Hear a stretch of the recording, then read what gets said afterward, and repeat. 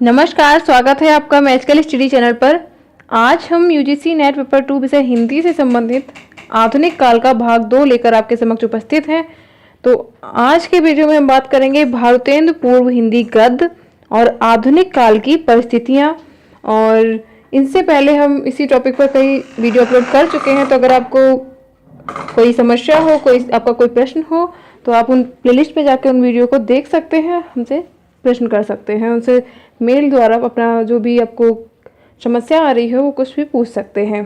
तो चलिए शुरू करते हैं आज का वीडियो, जो कि संबंधित है भारतेंदु पूर्व हिंदी गद्य से और आधुनिक काल की परिस्थितियों से संबंधित।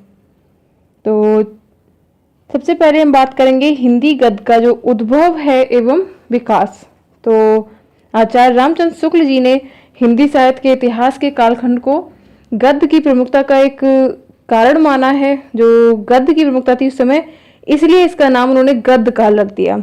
तो इसकी जो समय सीमा है संवत 1900 से विक्रमी से 1980 विक्रमी तक है, यानी 1843 से 1923 ईस्वी तक मानी जाती है।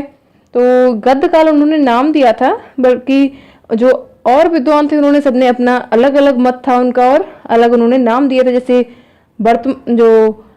वर्तमान काल दिया था मिश्र बंधुओं ने, आधुनिक काल दिया था रामकुमार वर्मा ने और गणपत चंद्र गुप्त ने। तो इस तरह से सभी जो विद्वान थे उन्होंने अपना अपना मत रखा, अपने अपने हिसाब से उन्होंने उसका नाम रखा। तो ये सब हम बात सुबह के वीडियो में डिस्कस कर चुके हैं। तो चलिए देखते हैं आगे। तो हिंदी गद्य का जो उद्भव एवं विकास है वो ब्रज भाषा एवं खड़ी बोली दोनों भाषाओं में हुआ है। और जैसा कि हमने देखा, जो रामचंद्र शुक्ल जी थे उन्होंने इस काल का नाम गद्य काल रखा था, क्योंकि उन्होंने इस काल में गद्य की प्रमुखता जो मानी थी, प्रधानता मानी थी, इसलिए उन्होंने कहा था। लेकिन हम इसमें पढ़ने के लिए हम देखते हैं तो इसमें जो आगे रचनाएं जो लिखी गई वो गद्य और पद्य दोनों में ही लिखी गई। तो इसलिए इसको आधुनिक काल कहना ज़्यादा सही रहेगा। तो हम आधुनिक काल की जो आज उसकी समस्याएं, जो उस समय की परिस्थितियां रही हैं, प्रवृत्तियां रही हैं, उनको भी आज डिस्कस करेंगे। तो सबसे पहले देखते हैं कि इनका विकास जो हुआ था वो ब्रज भाषा की जो प्रारंभिक रचनाएं थी उनमें भी था, उनसे भी हुआ है और खड़ी बोली की भाषाओं में भी। तो ब्रज भाषा का जो काव्य है, तो रामचंद्र शुक्ल जी का जो मत था कि बल्लवाचार्य जी के पुत्र गोस्वामी विठलनाथ हैं, उन्होंने श्रृंगार रस मंडल नामक एक ग्रंथ जो लिखा था ब्रज भाषा में लिखा था।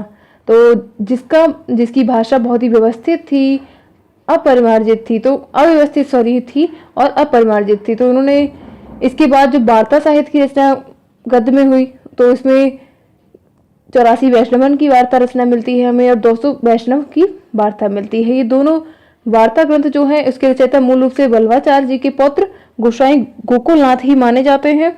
और इसका जो रचना काल है वो भी लगभग 17वीं सदी से के उत्तरार्ध से माना जाता है। और इसमें अगर यहाँ पे रचना काल से संबंधित अगर आपको जो रचनाएं हैं इनका थोड़ा सा संशय हो सकता है, तो आप इनको एक बार क्रॉस चेक जरूर कर लें। वैसे तो ठीक ही होंगी। तो श्रृंगार रस मंडल है जो कि गोसाई विठलनाथ ने लिखी थी, और 84 वैष्णवन की वार्ता और 200 वैष्णवन की वार्ता गोकुलनाथ ने लिखी थी। और अष्टाध्यायी की बात करें तो नवादास की रचना है जो 1603 ईस्वी में लिखी गई थी। और अगहन महात्म वैकुंठ मणि शुक्ल की है, और वैशाख महात्म्य वैकुंठ मणि शुक्ल जी की है। और नाशकेतोपाख्यान सदल मिश्र की है, और बैताल पचीसी ये सुरत मिश्र की है। और आयने अकबरी की जो भाषा वचनिका लिखी गई थी वो लाला हीरा लाल जी ने लिखी थी। तो ये कुछ ब्रज भाषा गद्य की प्रारंभिक रचनाएं हैं। और उनके रचनाकार तो जो रचना काल है इससे संबंध हो सकता है थोड़ा मतभेद रहे, तो आप इसको एक बार क्रॉस चेक जरूर कर लें। तो गोकुलनाथ ने जो दोनों वार्ताएं लिखी थी वो 17वीं सदी के आसपास लिखी थी, 17वीं सदी में ही लिखी थी। और इसमें बल्लवाचार्य जी के शिष्यों का जीवन वृत्त दिया गया है। जबकि जो 200 वैष्णवन की वार्ता है, 252 वैष्णवन की वार्ता है, तो यहाँ पे 252 लिखा है, 200 लिखा है, 252 होना चाहिए। तो 252 वैष्णवन की जो वार्ता है उसमें औरंगजेब के काल में ये रचना लिखी गई थी। तो इसमें गोस्वामी विठलनाथ के शिष्यों का जीवन वृत्त दिया गया है, तो ये ध्यान रखें। और अष्टाध्यायी की रचना जो है वो नावादास जी ने की थी, जिसमें भगवान राम की दिनचर्या का वर्णन किया था। और ये ब्रज भाषा में रचना लिखी गई थी, ब्रज भाषा गद्य में।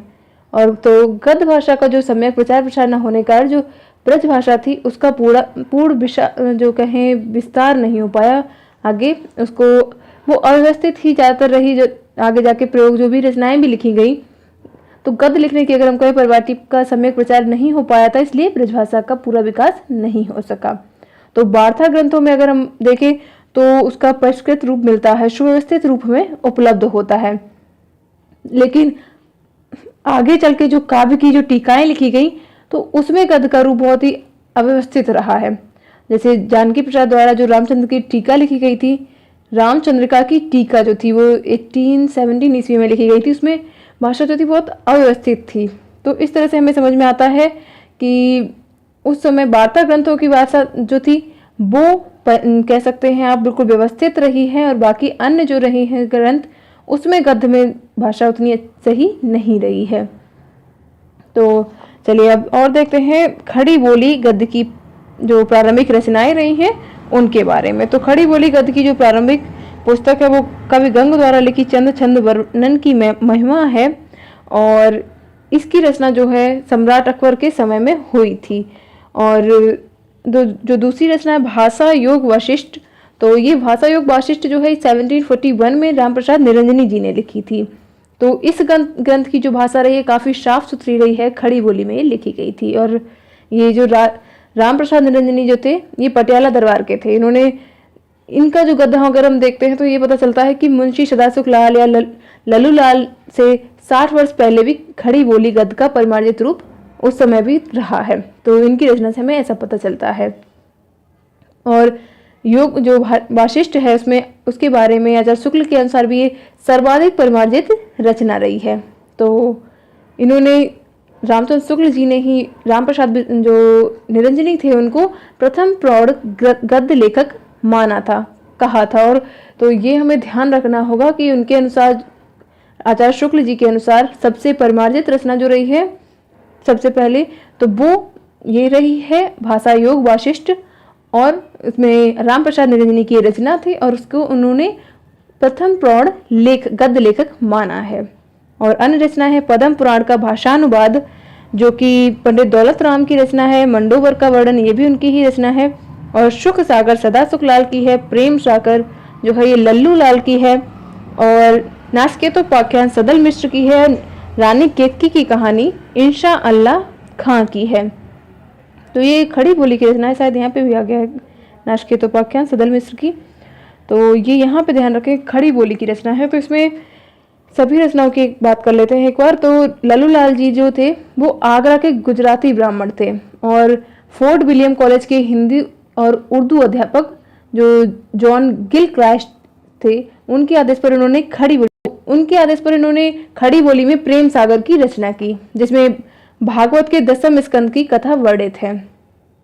और लल्लू लाल जी जो थे इन्होंने इस कृति में अरबी फारसी के शब्दों से बिल्कुल परहेज किया है। उन्होंने उर्दू में भी कुछ पुस्तकें वैसे लिखी हैं जिनके नाम आप समझ सकते हैं, जैसे थे सिंहासन बत्तीसी है, बैताल पचीसी है, शकुंतला नाटक था और माधोनल। तो ये जो रचनाएं रही हैं तो इनकी इसमें भाषा जो है उर्दू में भी रही है, लेकिन उन्होंने जो ये प्रेम सागर रचना लिखी खड़ी बोली में लिखी थी, जिसमें भगवत के 10वें स्कंद की कुछ कथा वर्णित की गई है।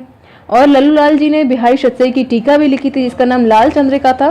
और ये कलकत्ता में इन्होंने एक प्रेस भी खोला था, जिसमें फोर्ट विलियम कॉलेज की नौकरी से पेंशन लेने के बाद ये आगरा में ही आए और उन्होंने इस प्रेस का नाम संस्कृत प्रेस रखा था। तो ये हमें कुछ महत्वपूर्ण जानकारी है लल्लू लाल जी के बारे में जो हमें ध्यान रखनी है। एक तो इनका जो प्रेस था संस्कृत प्रेस, उसका नाम हमें ध्यान रखना है, और उन्होंने जो रचनाएं उर्दू में लिखी हैं उनको भी ध्यान रखना, और ये प्रेम सागर का भी। और बात करें सदा सुख सागर की, तो ये सुख सागर रचना है सदा सुख लाल जी की, और ये दिल्ली के निवासी थे और इन्होंने विष्णु पुराण के प्रसंग से लेकर एक पुस्तक लिखी थी जो पूरी नहीं है। और इन्होंने सुख सागर में जो लिखा है, सुख सागर में श्रीमद् भागवत का हिंदी अनुवाद किया है। और मुंशी जी ने हिंदुओं को शिष्ट बोलचाल की भाषा ग्रहण की है, हिंदुओं की जो भाषा रही है, और हिंदी उर्दू मिश्रित भाषा का इन्होंने प्रयोग किया है। तो ये कुछ इनके बारे में महत्वपूर्ण जानकारी है। और बाकी ये सदा सुख लाल जी इनका जो कहें एक लेखनी में जो लिखते थे या उपनाम कहें तो निजाम लगाते थे अपने नाम के पीछे, और ये दिल्ली के ही रहने वाले थे। बाकी विष्णु पुराण में इन्होंने उपदेशात्मक प्रसंग को लेकर एक पुस्तक का निर्माण किया है। सुख सागर तो इन्होंने श्रीमद् भागवत पुराण का हिंदी में लिखा ही है। बाकी मुंशी जी ने ना तो किसी अधिकारी से प्रेरणा ली और ना ही कोई किसी दिए हुए नमूने पर उन्होंने लिखा है। ऐसा नहीं था कि उनको बोला गया कि आप ऐसे विषय पर लिखें, तो उन्होंने ऐसा नहीं लिखा है। तो उन्होंने जो हिंदुओं की बोलचाल की शिष्ट भाषा थी उसका ही अपनी रचनाओं में प्रयोग किया था। और बात करें इंशा अल्लाह खां की, तो इन्होंने रानी केतकी की कहानी लिखा है, और जो ये रचना रही है 1800 के आसपास की रही है। तो ये उर्दू के बहुत प्रसिद्ध शायर थे जो दिल्ली के उजड़ने पर लखनऊ चले गए थे, और इंशा अल्लाह खां ने रानी केतकी की कहानी भी लिखी है। उसके साथ साथ उभयवान चरित की स्थापना 1800 ईस्वी के आसपास की है। मुझे लगभग में जो था इसलिए मैंने ऐसा इस तरह से लिखा है, आप इसको एक बार जरूर चेक कर लें, क्योंकि कई जगह जो संबत है वो 1855 मिलता है, और 1855 से 1860 के बीच की इनकी रचना मानी गई, तो इसलिए मैंने इसमें आसपास लिखा है। तो इनकी जो भाषा थी वो चटखीली और मुहावरेदार थी, तो इसीलिए जो इन्होंने 1800 के आसपास की है, और इसलिए हिंदी गद्य का जो सूत्रपात जो है वो 1800 आसपास का ही समझा भी जाता है। तो ये कुछ महत्वपूर्ण रचनाएं थी, और सदल मिश्र के बारे में या सदा सुखबार रचनाकारों के बारे में सभी के बारे में हमने थोड़ा डिस्कस कर लिया। बाकी हमें आगे अगर आएगा टॉपिक रहेगा सिलेबस में तो उसमें ज़रूर इनके बारे में बात करेंगे। और अब है भारतीय हरिश्चंद्र से पूर्व हिंदी गद्य की दो शैलियाँ विद्यमान थीं। एक तो उर्दू फारसी के शब्दों से युक्त खिचड़ी हिंदी भाषा जिसका प्रतिनिधित्व शिव प्रसाद सितारे हिंद कर रहे थे, और दूसरी भाषा संस्कृत शब्दों से युक्त थी जो कि विशुद्ध हिंदी थी जिसका प्रतिनिधित्व राजा लक्ष्मण सिंह की भाषा कर रही थी। तो हमें इन दोनों का सभी का पढ़ना इम्पोर्टेंट हो जाता है, इसमें इनसे संबंधित जानना, क्योंकि जो राजा शिव प्रसाद सितारे हिंद है वो हिंदी उर्दू के संघर्ष काल के राजा रहे हैं उसके। और ये अगर हम बात करें तो हिंदी और उर्दू के संघर्ष काल में राजा शिव प्रसाद हिंद और लक्ष्मण सिंह जो थे वो हिंदी के पक्षपाती बनकर हमारे सामने आए थे। तो इनके बारे में हमें जानकारी थोड़ा महत्वपूर्ण हो जाता है। जैसे शिक्षा विभाग में ये इंस्पेक्टर होने से पूर्व ये जो राजा शिव प्रसाद सितारे हिंद ने काशी में बनारस अखबार निकालना प्रारंभ किया था जिसकी भाषा में उर्दू थी, तो जिसमें शिक्षा विभाग में मुसलमानों का दल बहुत अधिक शक्तिशाली था उस समय, और इन्होंने मध्यवर्ती मार्ग का अनुसरण करते हुए अपनी जो चलती हुई भाषा का समर्थन किया जिसमें उर्दू के चलते हुए शब्दों का प्रयोग किया था। और राजा शिव प्रसाद सितारे हिंद की लिखी हुई हम पुस्तकें अगर बात करें तो वो राजा भोज का सपना या इतिहास तिमिर नाशक या मानव धर्म का सार या उपनिषद सार और भूगोल हस्तामलक, ये कुछ उनकी रचनाएं रही हैं। और एक थी आलसियों का कीड़ा, बाकी राजा भोज का सपना, ये सब उनकी रचनाएं रही हैं। तो सितारे हिंद जो थे उनकी भाषा का स्वरूप ऐसा था कि वे हिंदी उर्दू की समस्या को हल करने का, प्रतिमा जी हेलो, तो उसकी समस्या को हल करने का प्रयास करते हुए ऐसा मालूम पड़ता है। गुड इवनिंग बिल्कुल। तो इन्होंने कोई संदेह नहीं है कि ऐसा कोई इसमें कोई संदेह भी नहीं हो सकता क्योंकि इन्होंने बहुत ही चतुराई से जो हिंदी की रक्षा की, और वरना जो मुसलमान नेता थे वो हिंदी को स्कूली शिक्षा से बाहर बिल्कुल कर देना चाहते हैं और अंग्रेजों पर दबाव बनाए हुए थे उस समय वो कि जो हिंदी जो है उसको बिल्कुल स्कूली शिक्षा से हटा ही देना चाहिए। तो इस तरह से हमें इनका जो भाषा है इनके बारे में जानकारी जो मिलती है उससे यही मिलती है क्योंकि इन्होंने हिंदी की भी रक्षा की है।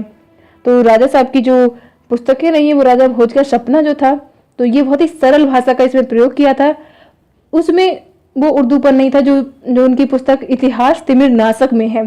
तो ये नहीं, अगर हम इनकी एक और पुस्तक की बात करें मानव धर्म सार, तो उन्होंने संस्कृत निष्ठ भाषा का उसमें प्रयोग किया है।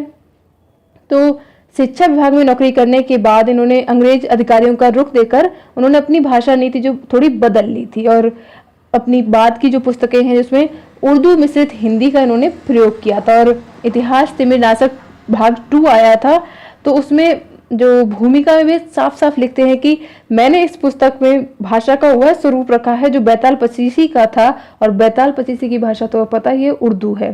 तो ये कुछ महत्वपूर्ण जानकारी थी राजा शिव प्रसाद सितारे हिंद के बारे में। और अगर हम राजा लक्ष्मण सिंह की बात करें तो इन्होंने जो संस्कृत शैली में अपनी भाषा लिखी है और ये आगरा के रहने वाले थे, तो इन्होंने 1861 ईस्वी में तो ये आगरा से प्रजा हितैषी नामक उन्होंने एक पत्र निकाला था, और 1862 में अभिज्ञान शाकुंतलम का अनुवाद सरस और बिसुंद हिंदी में प्रकाशित किया था।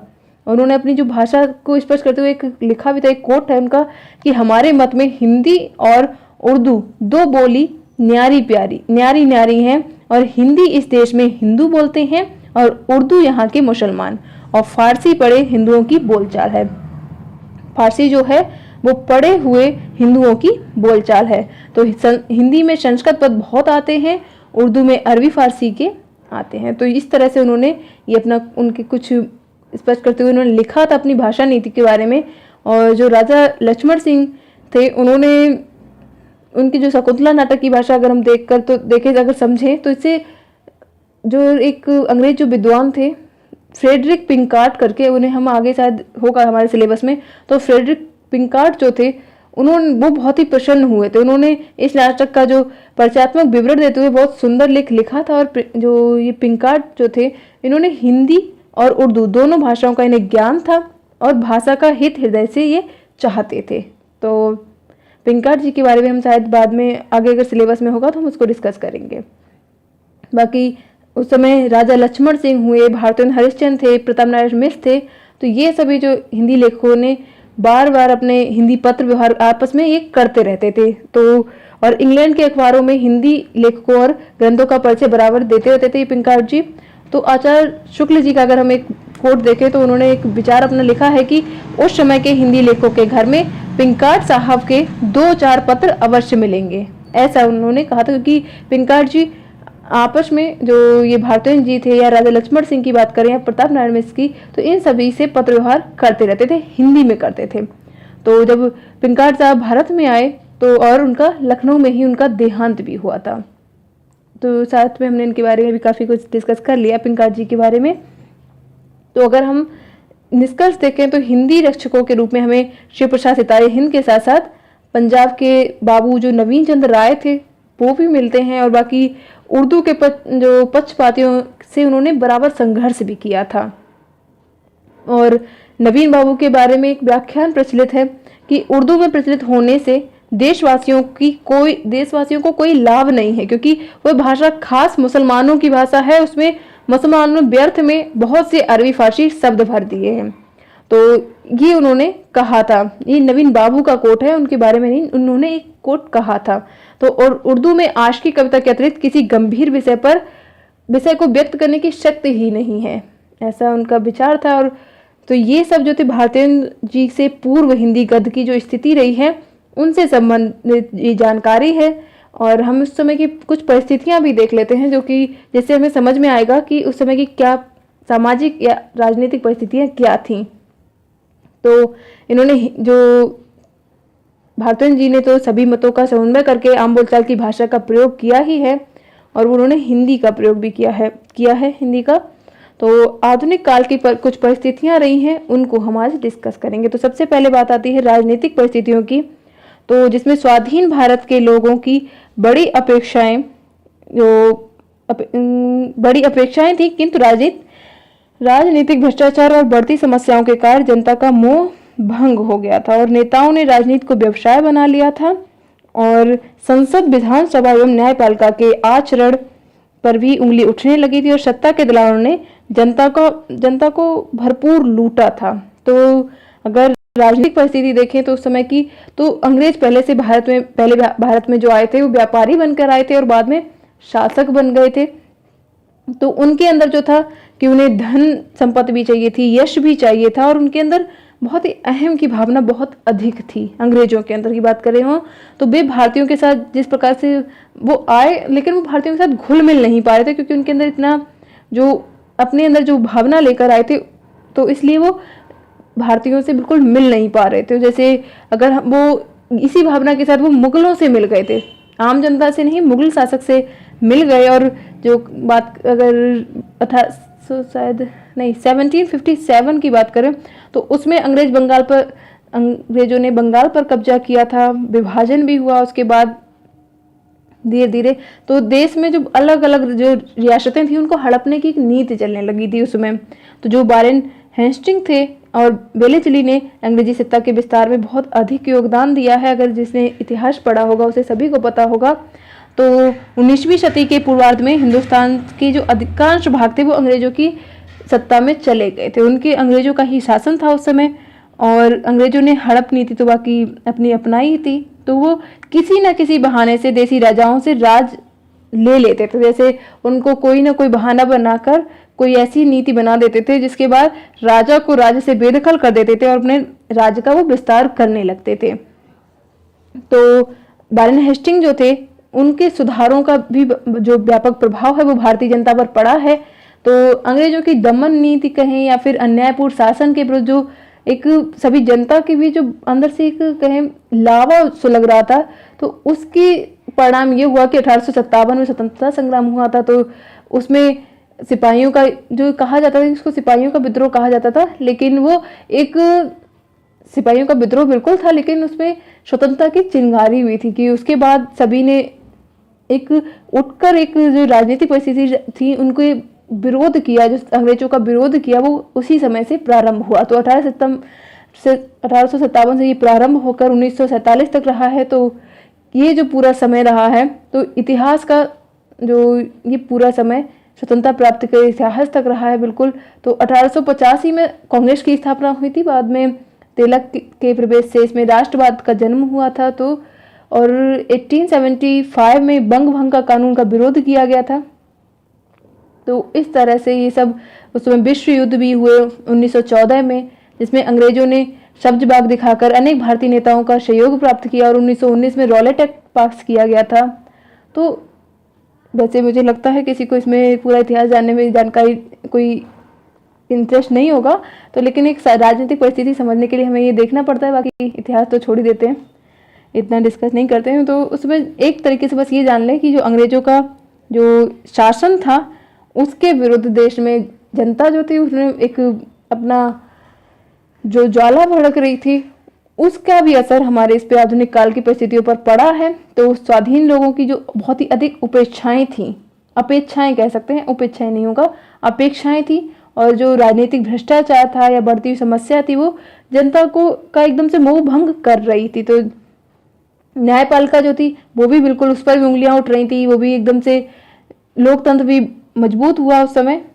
और जो राजनीति के अपराधीकरण के लोग थे उन्हें ऊंची कुर्सियां प्रदान कर दी गई थी, और जिनका आचरण ही काफी संदेहास्पद था और जनता उन्हें अपना आदर्श कहने में संकोच करती थी, ऐसा था। लेकिन उनको राजनीतिक सत्ता प्राप्त हो गई थी। तो सत्ता के जो दुलाल थे उन्होंने भारतीय जनता को काफी लूटा है। भले ही जैसे आज भारत जो है वो विकासशील राष्ट्रों में आता हो, सबसे ऊपर आता हो, पर उसकी जो ये पुरानी शाख है ये तो कायम ही रहेगी। ये शायद जो पुरानी जो एक तरीके से कहें वो बात तो नहीं रही है, मतलब जो वो एक पुरानी शाख थी वो कायम नहीं रही है। बाकी देख लेते हैं आर्थिक परिस्थितियाँ, क्योंकि इतिहास हमें इतना घुसना नहीं है उसमें। तो आर्थिक परिस्थितियाँ जो थी, अंग्रेजों का शासन लूट नीति पर आधारित था, और अंग्रेजों ने अपने लाभ के लिए देश में व्यवसाय एवं कुटीर उद्योगों का समूल नष्ट कर दिया, और औद्योगिकरण के नाम पर देश को आर्थिक पराधीनता में जकड़ दिया था। और स्वतंत्रता के बाद पंचवर्षीय योजनाएं बनी और जनता को कई क्षेत्रों में लाभ भी मिला। तो जो पंचवर्षीय योजनाएं थी उसके बाद जनता में लाभ हुआ था, लेकिन उससे पहले जो था वो एक अंग्रेजों ने जो लूट नीति पर आधारित तो थी ही उस समय की। तो ये 1850 के आसपास का हमारा जो समय रहता था, तो उस समय के बाद तो देश में हर गांव जो था पहले अपने आप पर निर्भर था, लेकिन अंग्रेजों ने अपने लाभ के लिए सभी व्यापारों को लूटा, सभी उद्योगों को नष्ट कर दिया। और उन्होंने अंग्रेजों का काल में हमें देखते हैं कि जमींदारी प्रथा जो थी उसने किसानों का बहुत ही शोषण किया था, और कृषि और उद्योगों में पूंजीवादी का काफी बोलबाला था। तो जो गांधी जी का जो स्वदेशी आंदोलन था वो इसी शोषण के से मुक्ति पाने के लिए हुआ था। और स्वतंत्रता के बाद जो हमें देश में पूंजीवादी व्यवस्था में के शिकंजे में हम फंसते चले गए धीरे धीरे, और समाज में विषमता बढ़ती चली गई। तो उस समय वैसे तो समाजवाद के काफी नारे लगाए गए थे, लेकिन बाद में देश में पूंजीपतियों की संपत्ति बढ़ रही थी, और जो गरीब था वो बहुत ही गरीब होता जा रहा था, जो पूंजीपति थे वो काफी और संपन्न होते चले जा रहे थे। तो इसलिए बाद में जो स्वतंत्रता जब मिली उसके बाद पंचवर्षीय योजनाएं कुछ बनी थी, उसमें जनता को बहुत अनेक क्षेत्रों में लाभ हुआ था, जैसे जनसंख्या और बेरोजगारी थी, वो भी आर्थिक उसका विकास तो नहीं हो सका, लेकिन उस स्तर तक घटी नहीं, उस स्तर तक बिगड़ी नहीं स्थिति, जिसकी चलो आशा, जैसे ऐसा सोचा जा सकता था कि जिस तरह से एकदम से स्थिति बदल रही थी आर्थिक स्थिति, तो ये और खराब होगी, तो वो एक कहें एक सस्टेन हो गई वहीं पे उसी जगह पर, अगर सुधरी नहीं तो। और बाकी सामाजिक सांस्कृतिक परिस्थितियों की बात करें तो आधुनिक काल में हुए विभिन्न सामाजिक आंदोलन ने भारत के सामाजिक सांस्कृतिक परिवेश पर व्यापक प्रभाव डाला और जाति प्रथा, पर्दा प्रथा या बाल विवाह का विरोध करते हुए स्त्री शिक्षा, विधवा विवाह और अंतरजातीय विवाह का समर्थन किया। तो आधुनिक काल के समय जो सामाजिक आंदोलन हुए थे, जैसे राजा राम मोहन राय ने किया था ब्रह्म समाज के माध्यम से, ये हमें शायद समाज आगे सिलेबस में है भी, क्योंकि किसी का एक कमेंट भी था, और बाकी एक सर हमने इसमें इससे संबंधित पिछली बार क्वेश्चन भी काफ़ी किए थे। तो राजा राम मोहन राय ने ब्रह्म समाज से के माध्यम से मूर्ति पूजा कहें और जाति पूजा और सती प्रथा का विरोध किया था, और केशव चंद्र सेन ने की जो प्रार्थना सभा थी उसके माध्यम से, और स्वामी दयानंद सरस्वती ने आर्य समाज के माध्यम से भारतीय संस्कृति की एक नवीन व्याख्या की थी, और बाल विवाह का विरोध किया था, और सती प्रथा का विरोध किया था, और जो अंधविश्वास थे उन सभी से मुक्ति दिलवाई थी, और जो स्त्री की शिक्षा जो थी उस पर भी काफी ध्यान दिया गया था उस समय। तो स्वामी विवेकानंद जो थे, उन्होंने अमेरिका की धर्म सभा में जब व्याख्यान दिया था, तो वो हिंदू धर्म की प्रतिष्ठा और पाश्चात्य देशों में जो एक प्रतिष्ठा थी वो पाश्चात्य देशों में काफी प्रभावित करी थी उन पाश्चात्य देशों को। तो उनके द्वारा जो स्थापित जो रामकृष्ण मिशन है उसमें जाति प्रथा है, तो उसमें जो अछूत व्यवस्था थी जो इस सभी से भी उद्धार किया गया, और विधवा विवाह की दिशा में उन्होंने काफ़ी अच्छा योगदान दिया है। बाकी श्रीमती एनी बेसेंट ने जो थियोसॉफिकल सोसाइटी की स्थापना की थी उसके माध्यम से भी भारतीय सभ्यता और संस्कृति का परचम लहराया था। तो इस तरह से हमारे देश की जो सामाजिक सांस्कृतिक परिस्थिति थी वो यही थी। तो जो हमने यहाँ पे बात की आर्थिक परिस्थितियों की, सामाजिक परिस्थितियों की और राजनीतिक परिस्थितियों, तो वो इस प्रकार की थी। और आधुनिक काल की अब हम बात करें कुछ काव्य प्रवृत्तियाँ और देख लेते हैं, बाकी गद्य से संबंधित तो हमें आगे डिस्कस करना है, काव्य की कुछ देख लेते हैं, स्पीड से देखेंगे, वीडियो ज़्यादा लंबा हो जाएगा नहीं तो आधुनिक काल में कविता का स्वरूप जो था बहुत जल्दी जल्दी बदलता रहा, और वैचारिक परिवर्तन होने के कारण कविता के स्वरूप में भी परिवर्तन होता रहा। और इस काल में विकसित जो काव्य धाराएं थी, भारतीय युग या द्विवेदी युग या छायावादी युग, प्रगतिवादी युग और प्रयोगवादी काव्य और नई कविता, तो ये सभी जो थे इन सभी काव्य धाराओं का विकास हुआ उस समय। तो भारतीय युग की अगर कविता हम देखें तो उसमें राष्ट्रीय भावना थी, द्विवेदी युग की कविता में समाज को नैतिक मूल्यों की तरफ आकृष्ट किया गया, और छायावादी जो काव्य था उसमें प्रेम, सौंदर्य और प्रकृति का काव्य है। प्रगतिवादी काव्य की बात करें तो वो सामाजिक विषमता का काव्य रहेगा, और शोषण के प्रवृत्ति जो थी उस समय का विषय जो माना जा सकता है, जो कि प्रगतिवादी समय का माना गया था, एक शोषण की प्रवृत्ति का काव्य कह सकते हैं हम। और प्रयोगवाद में जो कवि थे वो नए नए प्रयोग करने की और उन्मुख हो रहे थे, जबकि नई कविता में बौद्धिकता की प्रधानता थी। तो इस तरह से ये कुछ काव्य धाराओं का उसमें विकास हुआ था। और बाकी अन्य विशेषताएं देखें तो खड़ी बोली का काव्य, तो आधुनिक काल की अधिकांश कविताएं खड़ी बोली में लिखी गई। रीतिकाल तक ब्रजभाषा ही काव्य की भाषा थी, जिसका बोलबाला भारतीय काल तक रहा, किंतु महावीर प्रसाद द्विवेदी ने के प्रयासों से खड़ी बोली में काव्य रचना प्रारंभ हो गई थी। तो आधुनिक काल की जो अधिकांश रचनाएं थी वो खड़ी बोली में लिखी गई। तो अगर हमने पहले कल देखा था तो उसमें रीतिकाल तक तो केवल ब्रज भाषा का ही रीतिकाल में प्रयोग हुआ था, तो जिसका बोलबाला जो भारतीय युग तक भी रहा। भारतीय युग में भी काफ़ी सभी ने रचनाएं लिखी हैं, लेकिन बाद में महावीर प्रसाद द्विवेदी के समय से खड़ी बोली में काव्य रचनाएं की जाने लगी। समय से तो पहले से ही की जाने लगी थी, लेकिन भारतीय जो महावीर द्विवेदी हैं उनके समय से अधिक की जाने, सर्वाधिक ही कह सकते हैं। तो ये जो खड़ी बोली का प्रारंभ है तो बहुत ही नीरस उस समय खड़ी बोली थी और कठोर थी, लेकिन बाद में जो छायावादी कवि थे उन्होंने इसी को एक माधुर्य प्रदान किया, जो कभी ब्रज भाषा में रहता था उस तरह का इन्होंने लालित और माधुर्य इसको प्रदान किया था खड़ी बोली को। वरना जो उस समय की जो खड़ी बोली थी वो काफ़ी नीरस थी और कठोर थी। जैसे चाहे सुमित्रा नंदन पंत हैं या जयशंकर प्रसाद और निराला जैसे जो कवि रहे हैं, उन्होंने खड़ी बोली को बहुत ही सरल बना दिया था। तो एक और विशेषता देखते हैं, देश प्रेम एवं राष्ट्रीयता। तो ये तो उस समय की बिल्कुल विशेषता रही है। आधुनिक काल की कविता में देश प्रेम, राष्ट्रीयता एवं भारत के गौरव को कविता का विषय बनाया गया था। तो जो भी भारतीय युग में कविता, तो भारतन जी ने अपने देश प्रेम पर काफ़ी कविताएं लिखी हैं और उन्होंने अंग्रेजों का विरोध किया है। तो कुछ एक पंक्ति थी उनकी कि आवों सब मिली रोवों भारत भाई, हा हा भारत दुर्दशा न देखी जाई। तो ये उन्होंने कहा था। और द्विवेदी युग में आया तो उसमें मैथिली शरण गुप्त ने भारत भारती के माध्यम से देश प्रेम का संदेश दिया था और उनकी जो कविता का विषय देश प्रेम ही रहा है। तो उसमें उन्होंने लिखा था कि हम कौन थे, क्या हो गए हैं और क्या होंगे अभी, आओ बेचारे बैठ कर ये समस्याएं सभी। तो इस तरह से जो हम देखते हैं तो देश प्रेम की एवं राष्ट्रीयता की इसमें काफ़ी भावना, सभी जो रचनाएं लिखी गई उस समय। और छायावादी युग भी चलो बात कर ही लेते, तो उसमें प्रसाद जी ने भारत के अतीत गौरव का चित्रण किया है अपने नाटकों के माध्यम से कहें और काव्य ग्रंथों के माध्यम से। तो जैसे उन्होंने, उनकी जो गीत था कि अरुण है मधुमय देश हमारा, जहाँ पहुँच अनजान क्षितिज को मिलता एक सहारा। तो ये कुछ है देश प्रेम की और राष्ट्रीयता से संबंधित कुछ पंक्तियाँ थीं। ये हमें जब हम आगे डिस्कस करेंगे जो डिटेल में छायावादी युग और ये सब, तो कोशिश ये रहेगी कि सिर्फ एक क्लास हो या फिर 2 क्लासों में ये हर काव्यधारा खत्म होती चली जाए।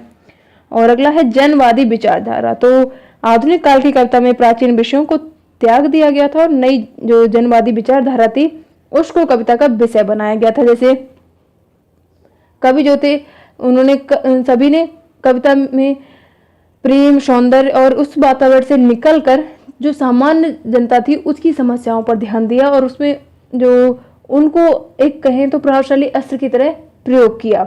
और भारतीय युगीन जो कविता हम देखते हैं तो उसमें सामाजिक कुरीतियों का भी और विधवा विवाह का, बाल विवाह का, भ्रष्टाचार, बेईमानी सभी का हमें उसमें चित्रण मिल जाता है। तो अंग्रेजों के द्वारा जो शोषण किया गया था उसके संबंधित 2 पंक्तियां हैं कि अंग्रेज राज सुख साज सजे सब भारी, पै धन विदेश चली जाते यह अति ख्वारी। और इसी तरह से जो छायावादी काव्य था उसमें नारी समस्या का निरूपण किया गया था, जिसमें और प्रगतवादी काव्य में भी शोषण का चित्रण किया गया था, जनता की दुर्दशा का चित्रण किया गया था। इन सभी विषयों पर जो जनवादी विचारधारा थी उनका प्रभाव पड़ा है। तो नागार्जुन की कुछ 2 पंक्तियां हैं कि भारत माता के गालों पर कसकर पड़ा तमाचा है, राम राज्य में अब की रावण नंगा होकर नाचा है। तो बहुत ही प्रसिद्ध पंक्तियां हैं, तो इन्हें ध्यान रखें बाकी अगर नहीं सुनी है तो इसी तरह से जो आधुनिक समाज था उसमें पूंजीपतियों की पूंजी बढ़ रही थी और गरीब जो था वो बहुत ही गरीब होता जा रहा था। तो इसका हम उदाहरण इस तरह से समझ सकते हैं कि खादी ने मखमल से अपनी 60 गांठ कर डाली है, बिड़ला टाटा डालमियों की 300 दिन दिवाली है। तो इसे समझ आता है कि हमें उस समय की क्या स्थिति रही थी। बाकी इसमें प्रकृति चित्रण भी काफ़ी सुंदर किया जाता था। जैसे अगर आधुनिक काल की कविता में हम देखें तो प्रकृति चित्रण बहुत ही पर्याप्त मात्रा में मिल जाता है। तो भारतीय युग में भी ये प्रवृत्ति आगे बढ़ी है। और जैसे तरणी तनुजा तट तमाल तरवर बहु छाए, तो हम जब अलंकार वगैरह पढ़ते तो इसको बहुत पढ़ाया जाता था। तो झुके कूल पर जल परसन हित मनहु सुहाए। और इसी तरह से एक था कि बीती विभावरी जागरी और अंबर पनघट में डुबो रही तारा घट ऊषा नागरी। तो इस तरह से कुछ पंक्तियां थी जो कि हमें बार बार पढ़ाई जाती। प्रसाद जी की पंक्ति भी रहती थी। तो आगे कुछ थोड़ी और विशेषताएं देख लेते हैं। ये कला पक्ष की कुछ विशेषताएं हैं। तो काव्य भाषा के रूप में खड़ी बोली का प्रयोग हुआ था और छायावादी कवियों ने लाक्षणिक भाषा का प्रयोग किया था। और आधुनिक काल की कविता में 2 शैलियां प्रयुक्त हुई थी, छंदबद्ध और छंदबद्ध और छंद मुक्त। ये 2 शैलियां मुक्त है। 2 तरह की शैलियां ना कहें तो 2 तरह की कविताएं लिखी गई थी, एक तो छंदबद्ध और छंद मुक्त। और जो प्रयोगवादी कवि थे उन्होंने भाषा, छंद, उपमान और प्रतीक सभी की दृष्टियों से नए प्रयोग किए थे। और जो नई कविता की भावना थी वो काफ़ी उस पर बुद्धि की प्रधानता रही है। और नई कविता में गेयता का तत्व नहीं था, कविता गद्य बनती जा रही थी। तो हम अगर जो आगे हम अपनी कविता वाला चैप्टर पढ़ेंगे तो उसमें हमें काफ़ी समझ में आएगा। तो ये कुछ विशेषताएं रही हैं आधुनिक गद्य की। और आधुनिक गद्य से संबंधित कुछ प्रमुख प्रवृत्तियां या परिस्थितियां कहें अगर आपको वीडियो उपयोगी लगा हो तो प्लीज़ वीडियो को लाइक करें, और हमसे जुड़ने के लिए, वीडियो देखने के लिए आप सभी का धन्यवाद। ये वीडियो बड़ा इसलिए हो जाता है क्योंकि ये PDF मुझे आपको देना होता है, तो मुझे इसमें जितना अधिक से अधिक हो सकता है तो उस पर नोट्स अच्छे से अच्छे बनाने का प्रयास करती हूँ, तो इसलिए थोड़ा सा वीडियो बड़ा हो ही जाता है। तो अगर वीडियो आपको उपयोगी लगा हो तो प्लीज़ लाइक करें,